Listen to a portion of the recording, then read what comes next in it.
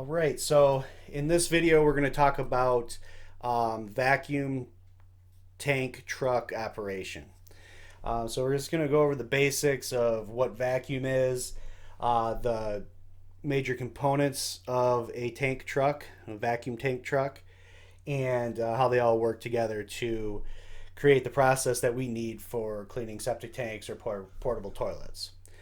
So I'm going to diagram something that's going to be similar to one of our larger trucks, but the components and the ideas are exactly the same for a smaller porta-john truck. The vacuum is going to work just the same either way. So I want to start with just a review of physics. What is vacuum? So the way that vacuum works, if we have a container, we'll call it a barrel, and inside the barrel we have gas particles. So it is full of air, and any container at all times is going to try to maintain equilibrium so that the pressure inside the container is equal to the pressure outside the container. So when we create a vacuum, what we're going to do is we're going to start removing air from the container. So as those air particles are removed from the tank,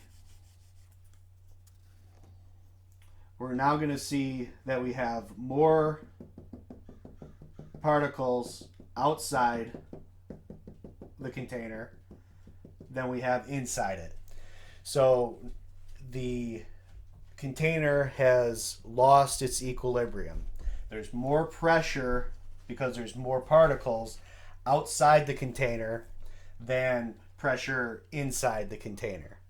So, like I said, the container is always going to try to remain at equilibrium.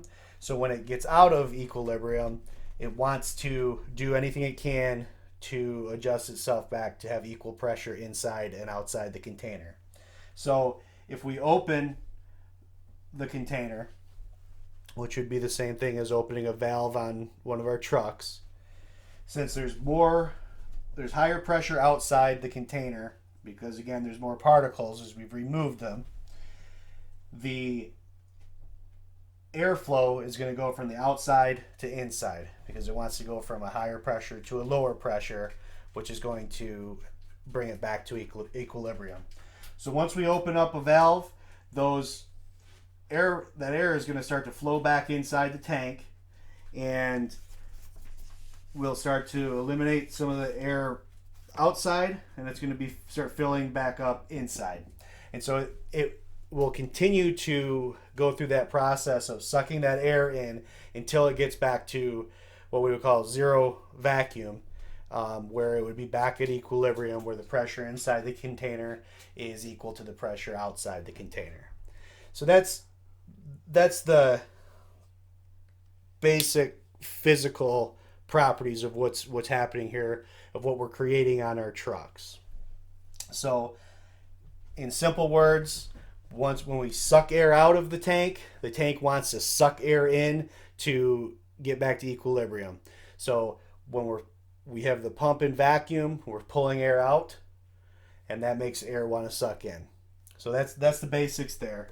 Now we'll go over the basic components that we're going to find on the truck.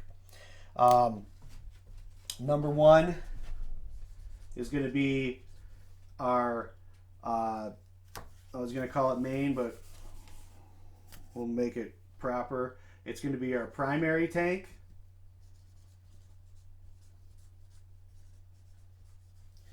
We have a secondary tank.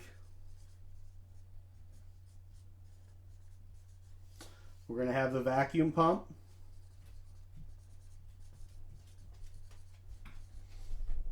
We'll have an oil catch muffler.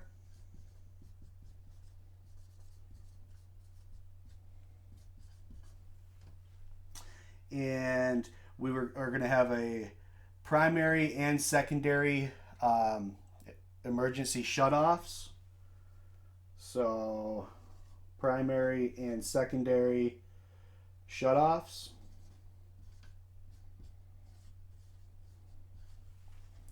And then we're going to have vacuum and pressure relief valves.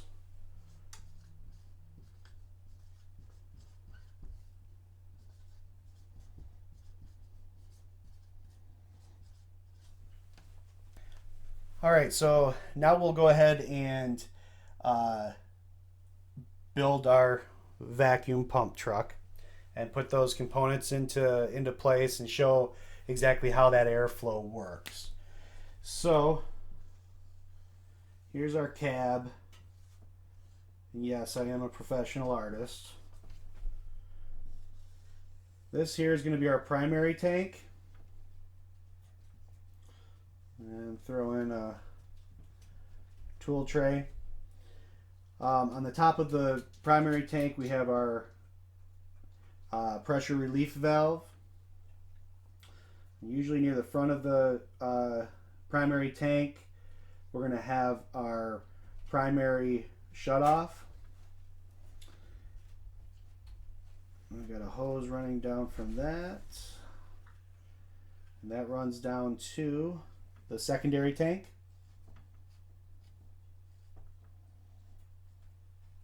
And a hose from there will run to our vacuum pump. And then a hose from there will run to the oil catch muffler. And throw a couple tires back there. And this would be our intake valve on the back. Usually somewhere in line here you will have a vacuum relief valve as well. We'll throw that there.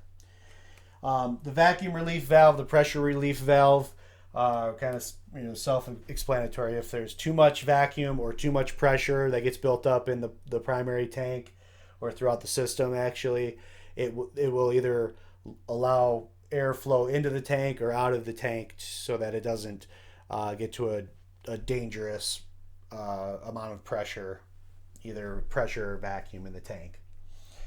So once we turn the vacuum pump on, we're going to start pulling air out of the tank. So remember, to create vacuum, we need to pull air out so that the pressure is greater outside than inside the tank, and that will create the suction of air once we open up the valve, because that tank's trying to get back to equilibrium. So again, there's the pressure relief valve. The airflow is going to come out of the primary tank. It's going to go through the primary shutoff manway, through the hose, and that goes into the secondary tank. The secondary tank, inside the secondary tank, has another the secondary shutoff. So we'll get back to those shutoffs in a minute. And that airflow is going to go through the secondary tank to the vacuum pump, and that vacuum pump discharges that air into the oil catch muffler. From there it's exhausted into the air. The way that these shutoffs, the primary and secondary shutoffs, work, as the water level in the tank rises, it will get up near the top of the tank, and there's a small metal ball at the bottom of the shutoff canister, and as that water level comes up, it's going to push that ball up, and it has a seal inside, so it's going to seal off that airflow. So it will no longer be able to suck air out of the tank. And the reason for that is we don't want this liquid to flow through the rest of the components. If it gets into the vacuum pump, it can cause damage. The vacuum pump is only designed to move air, not liquid. So any liquid that does sneak by that primary shutoff, it's going to enter into the secondary tank.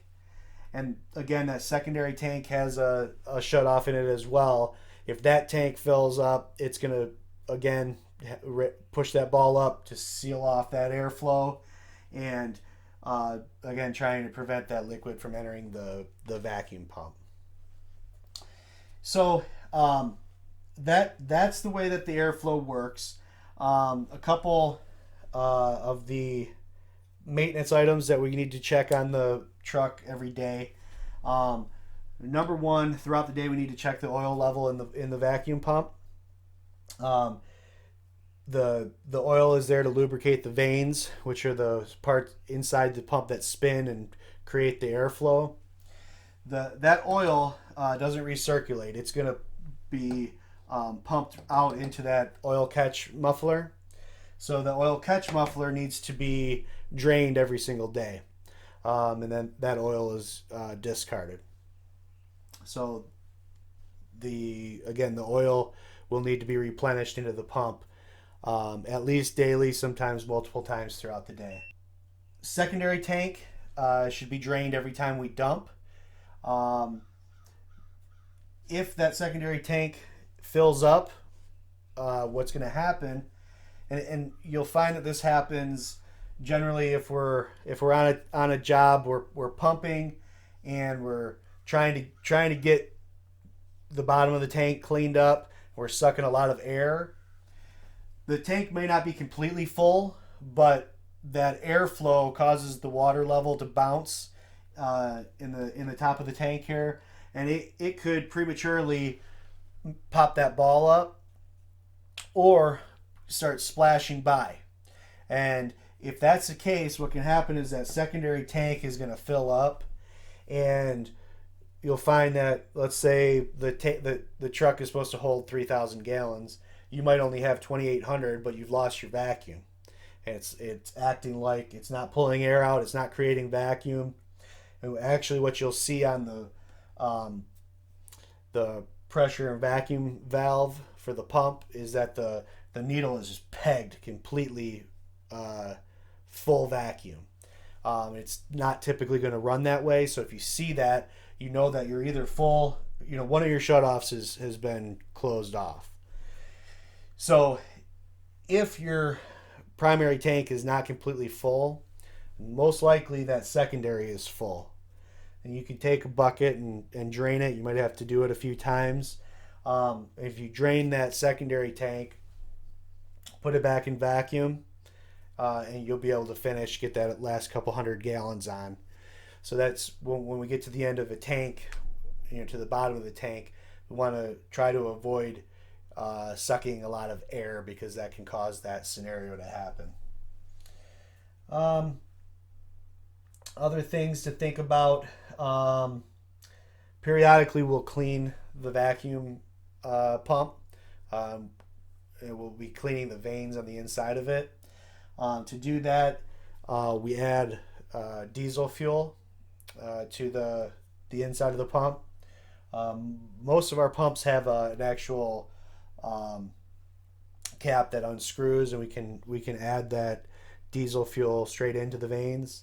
Other pumps may have an inline valve that with the vacuum in, or with the pump in vacuum, you can open that valve and you can suck some diesel fuel in there, and that's just going to allow that diesel fuel to get in there and break down any grime that's starting to build up on the vanes, and that will help the vanes last longer and work more efficiently. So those are the main components of the vacuum truck. The airflow of how it creates that vacuum, and some of the maintenance items that we want to think about when we're running these trucks.